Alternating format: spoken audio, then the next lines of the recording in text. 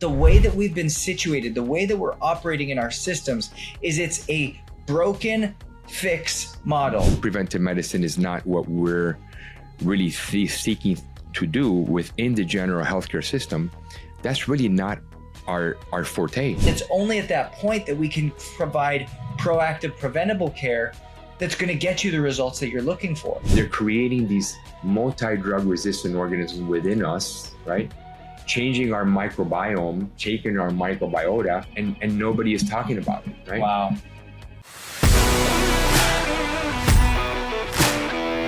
Hey everybody, welcome back to the Own It Show. I'm your host, Justin Rothling-Schofer. And if it is your first time here, congratulations. I'm so glad that we were able to get you over to the Own It Show, because here's where we tell stories of how people have made ownership theirs and realized life at a different level.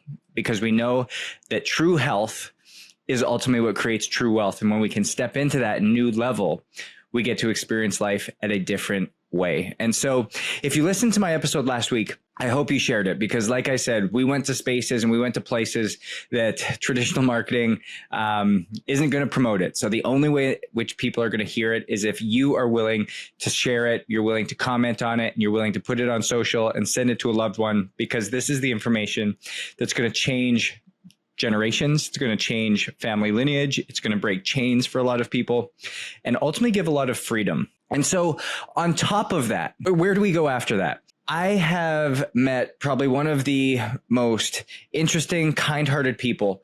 And as we dove deep into what health was and really what it looked like when we dive into really making sure that we can create optimal health, it's not every day that you go to an expert and they know exactly what you're talking about. And when we started to step back and we talked about the Flexnar report that J.D. Rockefeller signed in 1909, that really talked about how they needed to disintegrate the medical system in order to start specializing and have people in all of these areas and be able to treat the body like a mechanism that simply needs things replaced rather than a holistic ecosystem. We've seen that continue down traditional medicine. And so I just happen to have one of the kindest, most intelligent people that I've been able to be around and I've been able to see.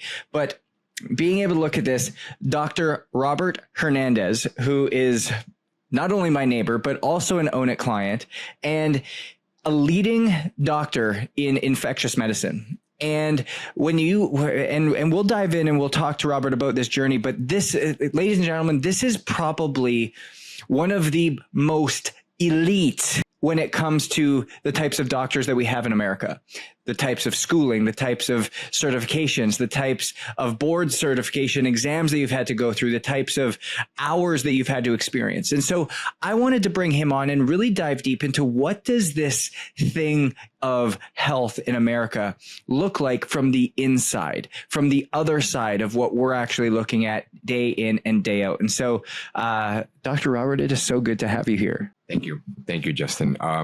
It's great. I think as I've moved through my medical career, one thing is, and one of the things that we were discussing the other day is the kind of training that doctors get in nutrition. And I was dumbfounded when I spoke to dietitians that we shared patients with within the hospital system. These patients were very nutritionally inapt, right?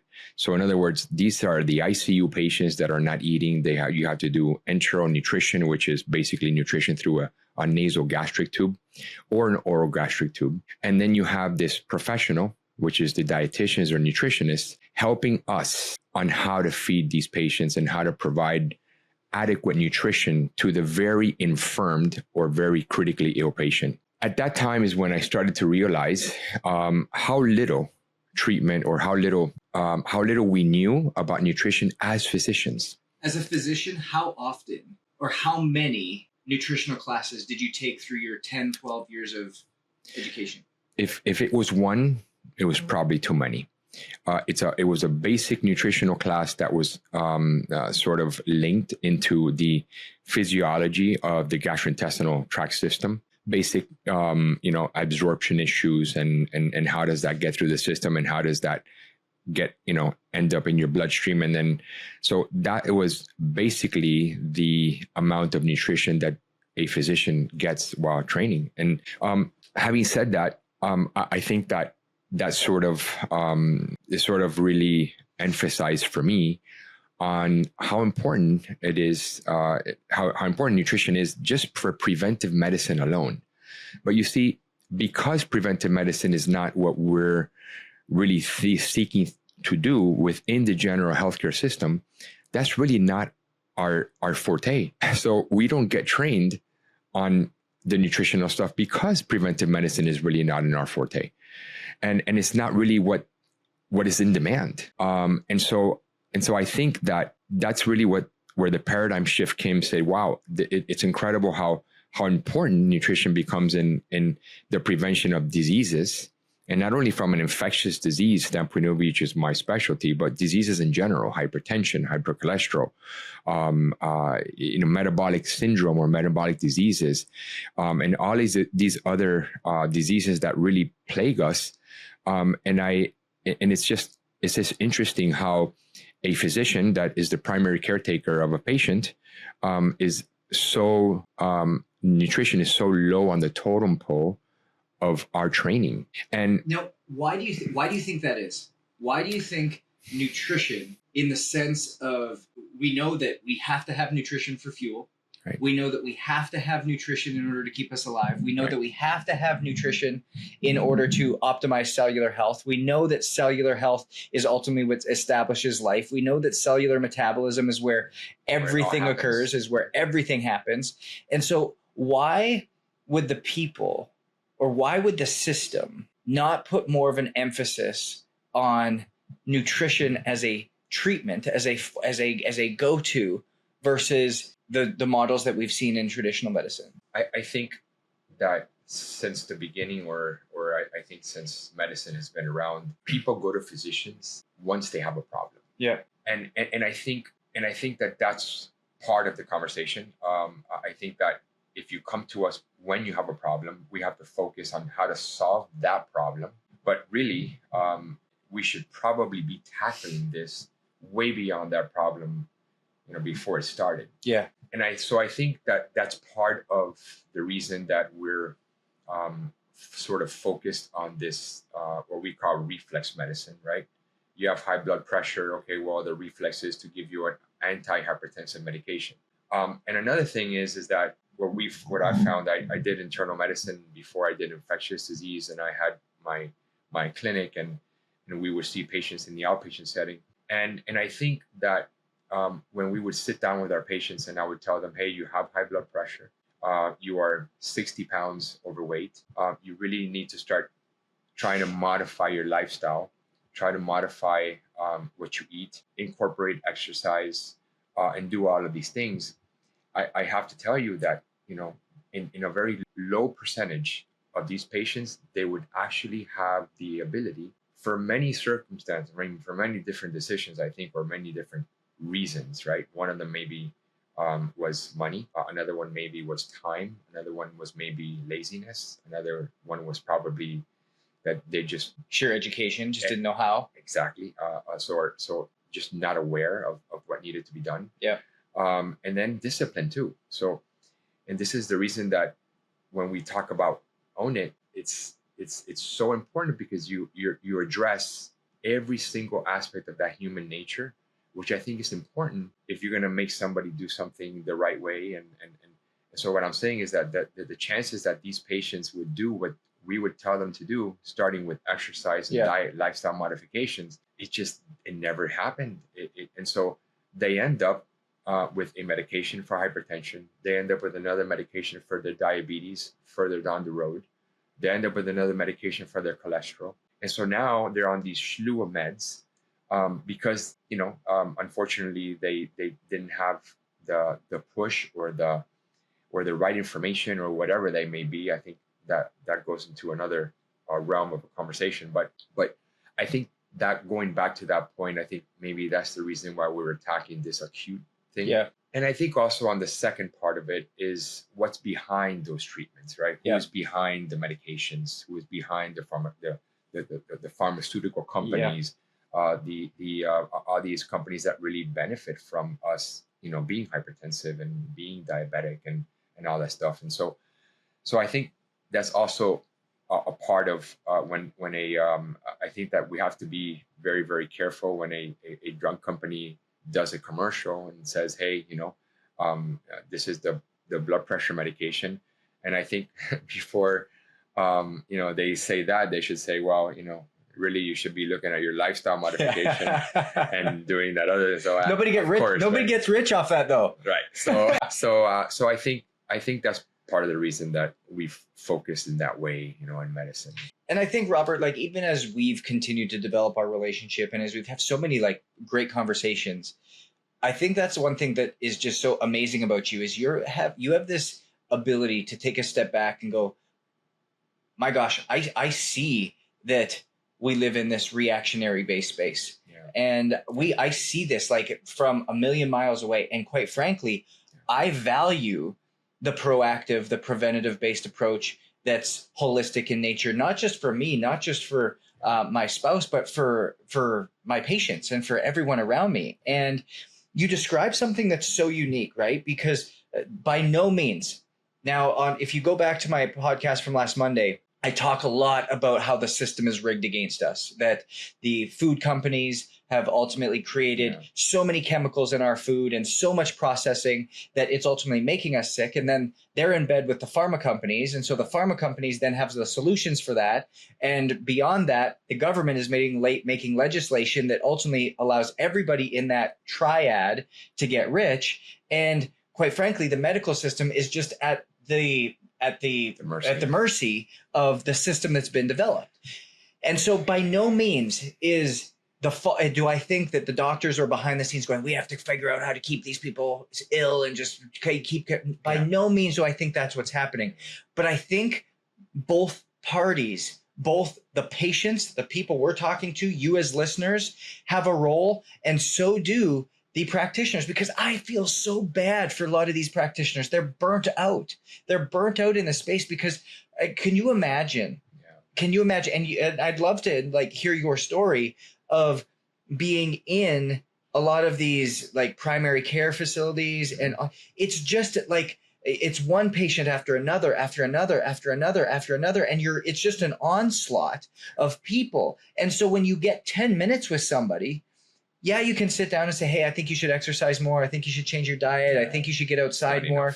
But 10 minutes is like, it's like, okay, great. I like, what am I going to do with that? There's nothing that's really going to create change. And the better thing that you can do to have more of an impact is to say, hey, let's get your blood pressure under control by eliminating some of the processed foods from your diet. But that takes education. You have to know what processed foods are. You have to know what you're taking in. And a lot of these people have no clue. And so the easier thing is just, hey, what can I put you on that's going to lower this so that you're not going to be in pain anymore, or you're not going to have a risk of death or any of these things? Definitely. And going back to that, number one, doctors are not even in the position of telling people what's processed and what's not processed. That's very good. Very good. Just because of lack of education. Lack of education is number one. And number two, we sort of lean on, right, other healthcare providers. So every time we diagnose somebody with diabetes, we do an obligatory nutritional consultation with a dietitian. But then you get to the dietitian where they follow the food pyramid. Yeah. So it's hard, right? Sorry, just pause for a second, because I'm just trying to absorb that for a moment. The food pyramid, they're still using the food pyramid? So, yeah, I think more recently, there's been more of an awakening from that aspect. I would tell you, Justin, within the last 5 to 7 years, the amount of information that we're getting from devices that do this, right? Yeah.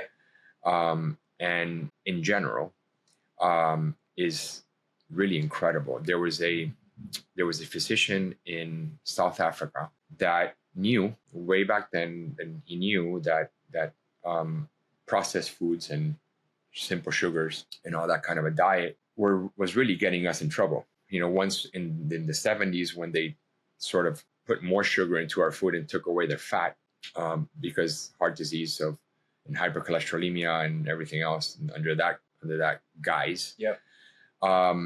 So he saw this doctor from South Africa. He saw a patient and counseled her and said, "Hey, you're overweight. I want you to start having more of a protein-based diet, and I want you to start cutting all the carbohydrates. I want you to start cutting out all the eat more avocados, eat more good fats, eat more peanuts, eat in that aspect, in that realm." So basically told the patient to go on a more of a paleo diet and more of a just veggies or salad and protein. When that patient was referred to a dietitian, the dietitian called the board of medicine on that doctor and said that the doctor was giving the wrong advice to the patient, because the dietitian was following the typical food pyramid and said that the doctor was letting on the patient on a high fat diet, which would increase her risk of heart disease and will increase her risk of metabolic disease and further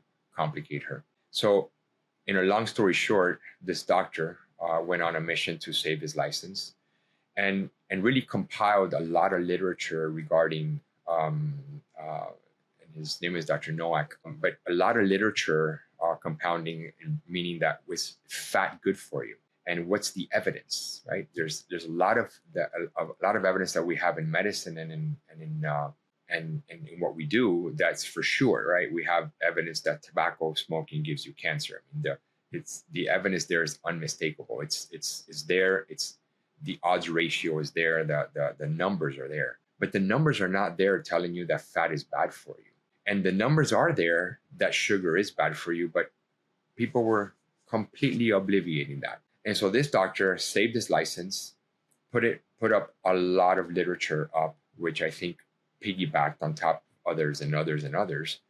And I think that was probably one of the starts of what we were thinking about sugar and how we've dealt with it and so forth and so on. But it's interesting how it takes something like that to sort of change perspectives. And in the medical community, it's very hard. It's very hard. Like you said, when you're seeing, 20, 30 patients a day as a primary care doctor, there's no way that you can get into the weeds of what you should be eating, what should be eating. I mean, it's too much. Yeah. Yeah. What's interesting about what you just said was, because when you look even back to that bill of 1909, when you think about this disintegration of health, and how we see the body as just this mechanism that has a bunch of different parts that can be replaced when something breaks or stops working. The story that you just told, I think, is so telling as to the landscape of what our current health system and health model literally looks like. Is somebody came to the doctor saying, "Hey, I need help. I'm not feeling great." He gave advice as to what he thought was best and what would actually be done. The nutritionist goes, "No, that's not right. You need to do something different." Mm-hmm. If he had gone to a chiropractor, probably would have said something different. If you went to a personal trainer or strength coach, would have said something totally different. And so all of a sudden you're getting all of these conflicting pieces. And it even goes back to say how we're stacked is there's all of these unique pieces, right? Even you come to a primary care doc. Well, now I've got an issue. Now I need you to go to a heart specialist. Now I need you to go to a coronary specialist. Now I need you to go to a left artery specialist. Yeah. It's you continue to niche down, and seeing the body just as this intricate piece of parts rather than this holistic ecosystem that's treated as one closed synergistic loop. And quite frankly, if we were to take off your left arm right now, there would be implications for your right foot. There would be implications for your kidneys. There would be implications for everything, but yet we don't see it that way. And thus we don't have professionals that are operating that way. What difficulties do you see, especially as again, an infectious disease doc who just has so much education and so much wisdom on where infectious diseases come in and how they disrupt the entire ecosystem and equilibrium of the body? What is it that you've been able to see in how when we don't treat the body that way, what risks do we ultimately get exposed to? It's really incredible. From an infectious disease perspective, and this is really my passion. And there's a vitamin in the body that everybody talks about frequently, and it's vitamin D. Vitamin D not only acts as a vitamin, but it acts as a hormone. It acts as a immune modulator. It acts in so many ways. There's so many cells and parts of the body that have receptors for vitamin D that is, I don't think we yet know them all. Yeah, I would agree with you. Vitamin D is literally, I say it's usually the key to life. And it was interesting because when we had the when we were in the middle of the COVID-19 pandemic, and I had all these patients that were very, very ill with COVID-19 pneumonia. And these were these types of pneumonia where really it compromises the respiratory drive of the patient. The oxygen, the lungs really cannot function appropriately. And so therefore oxygenation cannot happen. And patients were what we call hypoxic or being lack of oxygen. And so we need oxygen supplementation in all these patients. And when you looked at their CAT scans and you saw these bilateral lung infiltrates or bilateral lung disease process that was happening, I started to think, well, it's really weird because it wouldn't happen on everybody, and it wasn't consistent with age groups. So I could have had a 27-year-old with COVID-19 infection that developed pneumonia that was really, really sick. And then I had a 70-something-year-old that had multiple medical problems with COVID-19, and they did not have pneumonia. And so I said, it was counterintuitive because in medicine, right, the older you are, the more high risk you are to develop certain complications from an infectious disease process. And I said, wow, there's something happening, right? And so one of the things that I started to do with my patients that had this severe pneumonia is getting vitamin D levels. And we started to notice that these vitamin D levels were, most of them were below 30. Wow. And I would say even 50% of that was even below 20. Wow. And the other percent was, literally like really low, like 10 and 12. And not even. And this is in Miami. Wow. This is in Miami.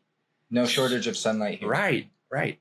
And so going back to that point, right, I started to say, wow, if these people would have the appropriate levels of vitamin D, right, how many of these cases could we, right, not have with this severe respiratory distress syndrome secondary to COVID-19, so that when you get COVID-19, your body is able to cope with it in a way that you don't get the pneumonia. You get more of a milder disease or a milder illness. And so, I was dumbfounded because we knew this for many, many years with tuberculosis. And going back into the ages, if you have a low vitamin D level, you're more prone to get tuberculosis, which is most prominent in underdeveloped countries. We do see TB here as well, but very little. But these underdeveloped countries, not only from a nutritional standpoint of view, they're lacking, but also on top of that, they're vitamin D deficient. And all of these people, we know this by literature and by studies, and this is confirmatory, right, that you have a decreased risk of tuberculosis. Mm-hmm. But you also have a decreased risk of viral infections. You also have a decrease of bacterial infections. You get sick less often. Your body is just able to deal with the attacks that we get from either a virus or a bacteria much better. Yeah. Your immune system works better. You're able to kill whatever it is that you need to kill from an opsonization level. This is from an immunological standpoint of view that, there's certain cells that kill the bacteria. And so at the beginning of the pandemic, I was always perplexed that really, why didn't we just, before COVID even got here, why didn't we say, or why didn't the CDC say, hey guys, we know this about vitamin D already, which can prevent disease processes, right? We have a pandemic that's going on. Make sure that you get adequate sunlight. Make sure that your vitamin D levels are good, right? Before this comes to us. That would have been nice, right? Yeah. Nothing was said about that. And so it's just that little one piece. I mean, there's many pieces, but that little one piece is just, something that you say, wow, right? You bring up a really good point, and what I usually like to approach things with is I often like the question of not how do you treat something, but why is it happening? Right. Because I think that's the way our system works, right? Is you go back to this is if we've created the illness, if we've created the issue because of our food supply, our food system, our poor habits, our lack of awareness in terms of how we're living, whatever system's been set up to work against us, the smart person from a financial gain standpoint is how do we treat this? Because if a lot of people are suffering from it and I can create the solution to the need, well, there's money to be made there. And so the person that asks, how can I treat this versus the person who asks, why is this happening? You can start to see a lot of different things and a lot of different components. And so my question to you is exactly that, is going back to what you saw in your clients and in your patients, those decreased and extremely low vitamin D levels, is why do you believe that was happening? Why were you seeing that in so many of your patients during that time, in that moment? I think at least, I have to talk on a local level, and we're in Miami, Florida. And I think what's been happening just in general in the human population is we're spending much more time indoors, right? So the more time you spend indoors, the less sun you get. But here's something so funny, right? Like, even as you're talking, this is just like sending alarm bells off on me. So you're saying we were known that low levels of vitamin D were causing these high levels of pneumonia, right? And again, when you put COVID-19 and pneumonia alongside a lot of these chronic illnesses that people were suffering from already, obesity, diabetes, all of these things, we know that people who had chronic illnesses and people who had diabetes and all of these things that were at already a heightened risk when COVID-19 came. But how about, what did we do on top of? We put everybody in their house. Shut everybody inside. Shut everybody inside. It's crazy. And so it comes back to you can't go through this and not start asking why, and not start asking like, my gosh, this system is so crazy in terms of how it's actually not looking after us in a preventable and proactive way. And that's exactly what happens when you look at it at problems from one side, right? From one side, you're looking at infectious risk to another person. On the other side, you have to really consider the opposite effect. And that's the problem. That was, and like I said, I mean, we know that there's good correlation with this. Why not fix it? Why not get to the bottom of it? And going back to where you said, the other reason, people were already indoor, right? And so that's one aspect of it. Another aspect comes from nutrition.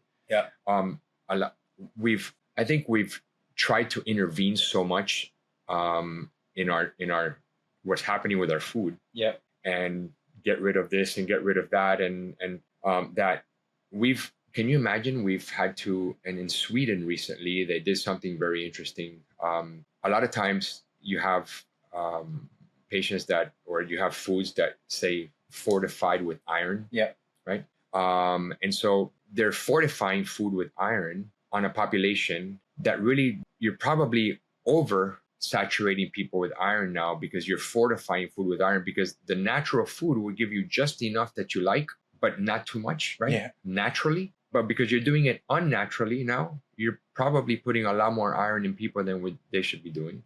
And now we're finding that a lot of people have increased ferritin levels, which is associated with a whole bunch of other diseases, liver issues, and et cetera, et cetera. And so now Sweden said, you know what? We're not going to fortify iron anymore. We're doing more harm to our population than good. We're going to look at the food supply, make sure that it's better, make sure that it's more natural, make sure that it's better absorbed, better and take away the chemicals and the pesticides and all these other things, so that we don't have to do that. So that's just, it's incredible. And so when you say, and I just want you guys to see this full circle moment again, because we've been preaching it for years here, but this again comes back to this, is, in your expert opinion, what is the solution for increased ferritin? So I mean, for sure, you would, a lot of foods that have iron in it, you have to stop fortifying this. You're really overfeeding this population with iron. But if I was to come to you, I'm blood donation so is the only way.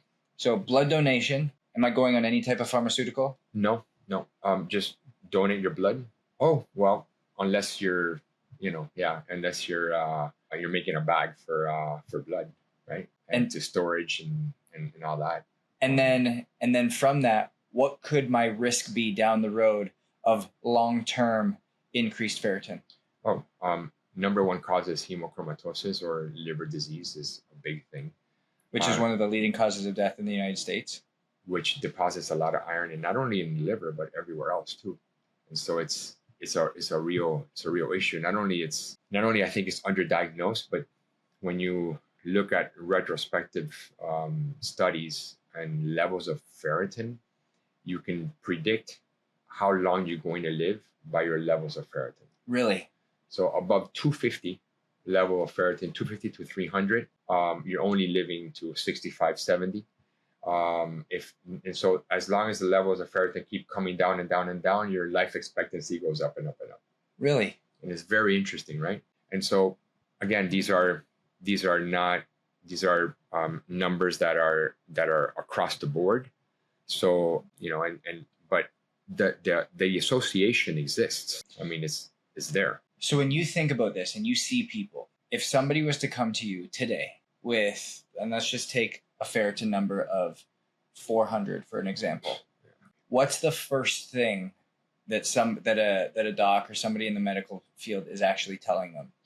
So it's interesting because you have to look at each laboratory level being normal, and I think within still less than 500 is considered to be normal. Wow. So you go to your primary care doctor, you have a ferritin of 400, he might look at it, we might look at it and say, it's still within normal limits. Yeah, nothing's broken yet. Nothing's broken yet. It's okay. It's okay. Continue, or you shouldn't. There's really no alarms that get sounded, and there should be. Yeah, there should be. Do you notice that and I know what the answer is, but you're going to find that in everything from Lp(a) to ApoB to cholesterols to fats to triglycerides to everything that's going on. 100%. And in my world, in the bug world, the microbiology world, I think that we know that there's certain bacteria that after a certain breakpoint, meaning that the antibiotic works for it for a certain breakpoint, after a certain breakpoint, we know that bacteria is not being killed appropriately anymore by that antibiotic. But the current antibiotic testing that we do on the bacteria says that less than 2 is good. But we know as infectious disease doctors that the level is really 1 to 1.5. After that, if you come to an infectious disease doctor, you will get a different antibiotic. If you go to a primary care doctor and looks at that, it's within normal range. You should be able to treat that bacteria with it. That's what they think, right? That's not necessarily true. So these numbers are not always true to what they represent. Wow. Ferritin, this number of this bacteria called MRSA with vancomycin. Yep. All of these things need to be, I think, looked at and looked at it in a different way. And you know what's crazy about that, what you're just saying, is because we're still just talking about like what's broken. We're still just talking about what is the reactionary cause to this. And we haven't even dug down into like what's happening at the cellular level. And that's why I'm so bullish on this, is anything from your normal blood panels, anything from your serum testing, anything from these CBC, CMPs, LPPs, lipid profiles, any of these, they're still just looking at what has broken, or is there something that they can go and fix? Because we go back to that, and I'm going to harp on this 1909, seeing ourselves simply as another vehicle, seeing ourselves as another machine that you can remove a part and add something new. And once it breaks, we can fix it with A, B, C, or D. We just need a wrench, a hammer, or a nail. And that's what we're going to go and throw at you, being antibiotic A, B, C, or D. Instead of going and saying, to your point, oh my gosh, you know what? we have an increased level of ferritin. Instead of how do I treat that increased level of ferritin, why is that happening? Why are we seeing this increased level of ferritin? Well, my gosh, when we go into your cellular deficiencies and we actually see that you have 14 cellular deficiencies, 5 vitamins, 4 minerals, and 3 amino acids, all which help with the clearance of ferritin, with the utilization of ferritin, with the cleansing of the liver and the cleansing of the body. This is why. And if we cleared up your cellular deficiencies through certain supplementation, through certain nutritional changes, through certain environmental factors, through certain elimination of certain processed foods and things that we're just completely aware of. Yeah. You have to stop the intake. All of a sudden, your ferritin numbers would come back to that 1-200 level. And ferritin's just like the example we're using. Yeah. But that's across the board. That could be your HbA1c, which is your blood glucose level. That could be your cholesterol levels. That could be your triglyceride levels. That could be whatever the mechanism is. And so what I'm wanting you to hear, listeners, is that the way that we've been situated, the way that we're operating in our systems, is it's a broken fix model. It's what do we see that's broken now? And if it's not broken yet, just keep going along with it, because you'll be back with me in a couple days or a couple weeks or a couple years, and then I'll be able to fix you or correct you. But if we actually got down to the cellular level, we could actually ask a better question, which would be, why are we experiencing this? Why do we have high cholesterol? Why do we have high glucose levels? Why do we have high triglyceride levels? Why do we have high ferritin or red blood cell counts or whatever it might be, so that we can come backwards and reverse engineer to the solution, knowing that we're this holistic, unified being, that everything is synergistic together. And it's only at that point that we can provide proactive, preventable care that's going to get you the results that you're looking for. Yeah, correct. And again, we used ferritin and glucose, all these things. I mean, but again, if you're able to identify the fact that a lot of this comes from nutrition or genetic enzyme deficiencies that we have, that you can improve, right, with good cellular testing and make that enzyme work better for you. That's right? Good. Then yes, but how many of us really are previewed to that? In general medicine is zero. Yeah. These tests do not get done. Yeah. And so that goes directly to the point where, yes, we are looking at things a very, very superficial way. Yeah. And as a matter of fact, I remember a story, and this story has to do with antibiotics and the administration of antibiotics into our food supply. If you own a chicken business and you're raising chickens, the margin of profit for if you're going to sell your chickens to a store is very little. So if your margin of profit is very little and you're losing 10% of your chickens, it's really almost putting you out of business, right? As long as so what do you have to do? You have to try to make your chickens less sick in a way preventively, right? To get those.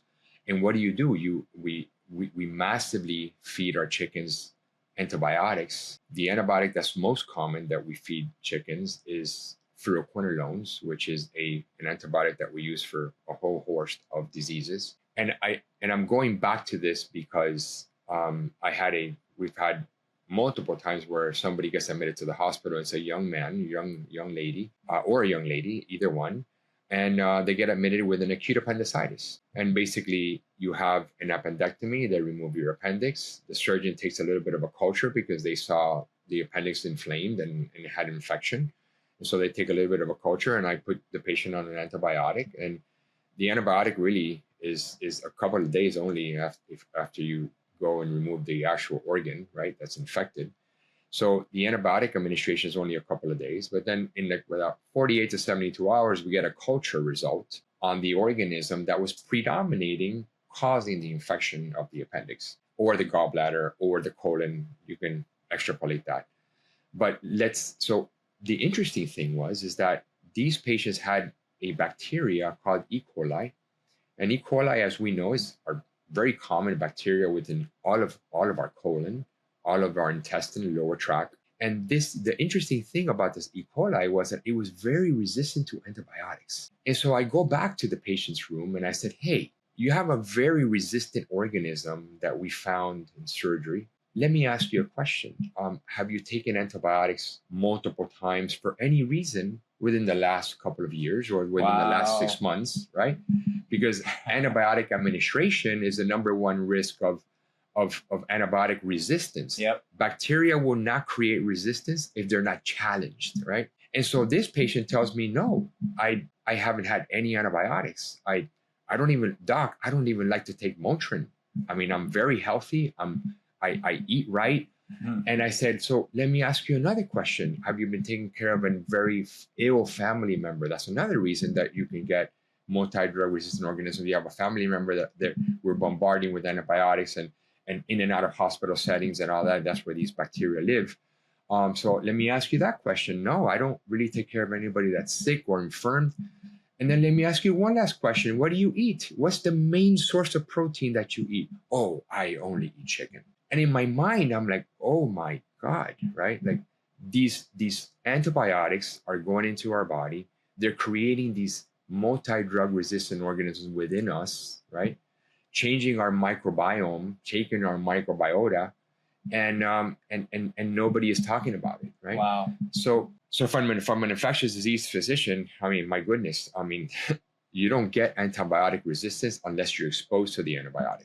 And what are they being exposed to? How are they being exposed to this antibiotic? Well, through our diet, through our food. And so it's incredible how all of that plays into what we're talking about.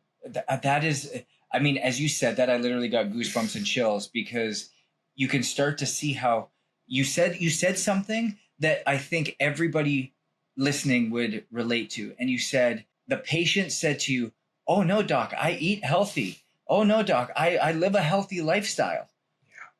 But yet we're living in a rigged system that doesn't allow us what is healthy to know what is actually healthy. It's tough. Where all of a sudden we're like, oh my gosh, yeah, I buy this chicken from the grocery store. Well, you'd think that would be fine, right? It's like, it's not the cheap stuff. It's like the nice stuff. You can buy organic chicken. Is it antibiotic free? You don't know unless it says it. I was out at so my family grew up on, my mom's side of the family grew up farming. And when we were out there, I always talked to them about like the cattle. I was just kind of fascinated by it, a little bit scared of these things, to be honest with you. But I was always just so fascinated by, like, you raise this thing up, you sell it or you kill it, and then you've got you're basically just raising a herd of animals in which you're then selling off, and away you go. Yeah. And I saw on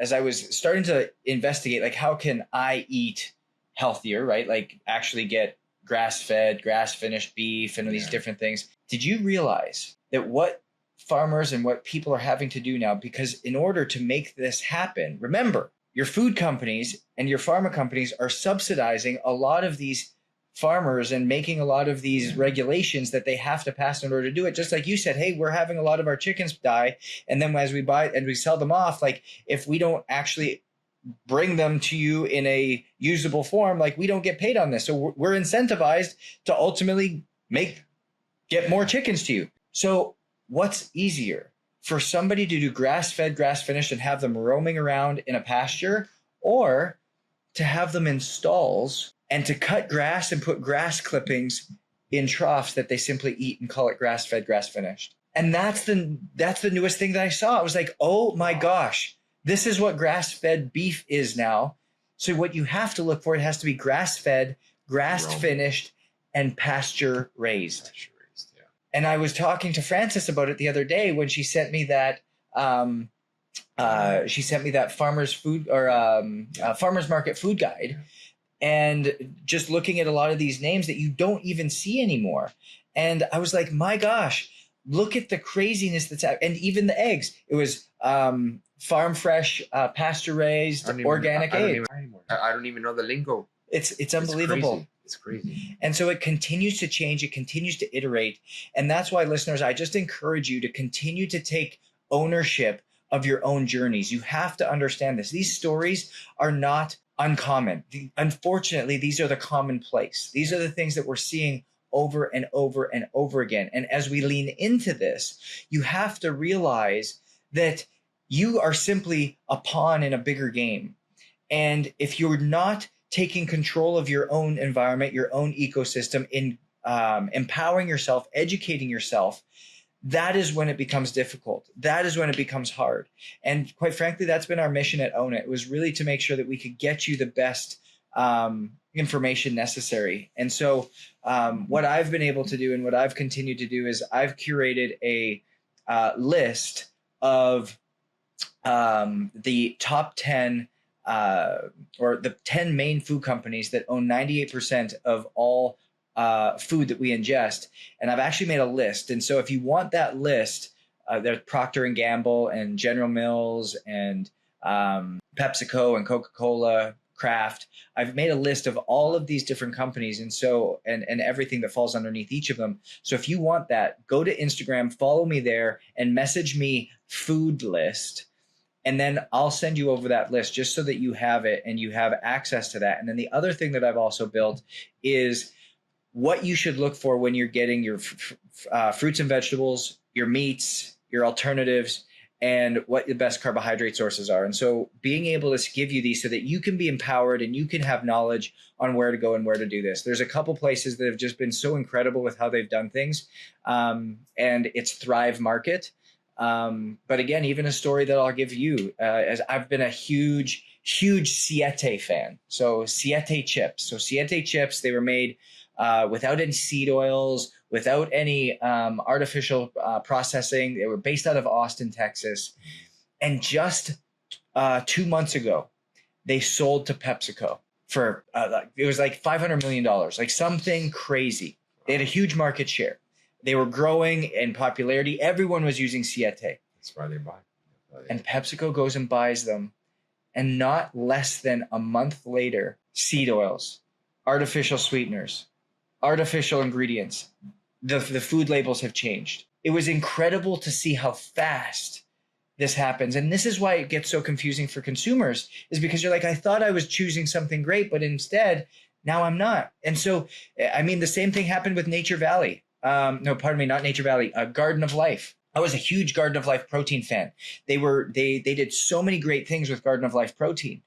And all of a sudden, guess who bought up Garden of Life? Nestle.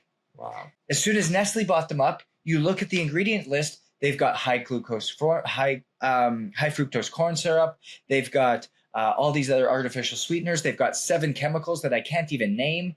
And it was like, this was never in here before. And so you start to see how this incestuous, that's what I was looking for. This incestuous system where these 10 food companies that own everything, you have to go either A, local, or B, you have to go for small business, small company that's independent. And that's where you're going to be able to get the most ownership out of the foods that you're choosing and be able to step into something. And I encourage you listeners, if you have not, I'm going to do a podcast next week on how do you actually read a food label? Like, what does it actually look like? A lot of us, when we hear this, we're like, I know how to read a food label, but no, how do you actually read a food label? What does it actually look like? Because we're disguising sugars now. We're disguising with sugar alcohols. Like, what are sugar alcohols? I never knew a sugar alcohol is. That doesn't exist. That's nothing. A sugar alcohol is something that's fortified. It's a chemical. And the only difference between chemicals and drugs are their intention for use. That's it. Yep. And so when we have something that is synthetically made to be put into a food as a chemical, or something that's synthetically made to be made for a drug, they're the exact same thing. And so we have to realize that the only way we can do this is if we start to empower ourselves and make better choices. And so, Robert, it's been so good having you. And I think the last thing I'd love you to just kind of speak on is when you step back as this highly respected, highly touted professional in this space, in this industry, what is your biggest goal? What is your biggest mission? And what would you love to see changed? And what can happen from a leadership position? And then what needs to happen from a consumer position? Yeah, I think as I continue my years of practice, and I've been in practice now for almost 20 years. As I continue my years in practice, I think the number one thing that I would like to see, or the number one thing that I am doing with my patients, something as simple as a toenail fungus infection, for example. It's sort of redirect them, right? And say, hey, I know that you've had this toenail fungus for a while. We have to look at why. Yeah. What are the deficiencies? Why aren't you producing keratin? Yeah. Why are your nails brittle? This is just a superficial way that your body is telling you that there's something off. Yep. And that little thing, and I patients look at me weird sometimes because I tell them, hey, you should really start taking these amino acids. You should really, on top of whatever I'm going to do for that toenail fungus. But the only reason that I'm going to treat this toenail fungus is I need to treat the infirmed nail now. But after that, it's going to get reinfirmed if you don't do what you need to do. If you don't eat what you need to eat, if you don't replace the deficiencies that you have. And so I think as I move on, I do the same thing with vitamin D. I'm doing the same thing with, everything that has to do with my field and how to decrease risk of infections. And, from a personal thing, I've been with you guys now for a bit, and I will tell you one thing. I used to have what we call in medicine, restless leg syndrome. And basically it's when at night, right, you have certain spasticity of either one of your lower extremities. So you feel your legs sort of twitch. And it was so bad that my wife would notice. And she would wake up and she would be like, my God, like last night, it was just insane, the amount of movements and guess what? Do you know what Francis told me the other day? No. It's gone. Wow. And so before doing all my supplements, before taking my pills, before all of the cellular testing and all of that, you know what I was doing for restless leg syndrome and what the medical community was telling me to do and the studies were telling me to do for restless leg is iron supplementation. No way. So this is why I wanted to say that, because we just talked about ferritin. We talked about now I have to get my blood drawn because it's the only way that your body doesn't have any other way of getting it out of your system. Yeah. And then being able to change and fix all, even if I do everything that I have to do, I've just ironed out my body, right? You know what I'm really curious about is as we continue to go on this journey and the restless leg syndrome magically disappeared, I'm now excited to see when we redraw your blood to see where our ferritin levels actually are. And if all of a sudden after 6 months, not only is restless leg syndrome gone, not only is ferritin levels back down to where they need to be, but ultimately just the way you feel and the health that you feel on a day-to-day basis is improving at that level. Like, what a blessing. Yeah, definitely keep you posted on that. That's incredible. It's great. As somebody who lives in ownership, what would you say is your definition in a word or a phrase of ownership? All-encompassing health. I would say all-encompassing health, or all-encompassing. Yeah, I would say, because I know what you guys offer, and I see it, and I'm living through it now, and that's the way that I see it. I see it from a very broad perspective, but it's a very interesting one because not everybody is doing this. And very few people can sort of come back and focus on this in this way. So congratulations. I love it. Guys, so listeners, as you keep going and we sit back and we see this, I need you to realize that you are living in a system that is built against you. You are built and operating in a system for you not to win. And at the end of the day, my biggest goal is to help you win in that rig system. I want you to see and empower you in this journey, because when we start talking about this and Dr. Robert and I go back and forth and we start to paint the picture, we paint the picture of the journey that we've been on from 1909, over 100 years ago, when we all of a sudden became told that we're machines, to today when we are actually realizing, oh my gosh, I actually am a holistic being. I actually do have a soul. My entire being actually flows and integrates on itself. And that the moment that we disintegrate is the moment that our health disintegrates. And so we have to make sure that we empower you to stay and do things differently, because we know success is different. So own your different, and we'll see you guys next week.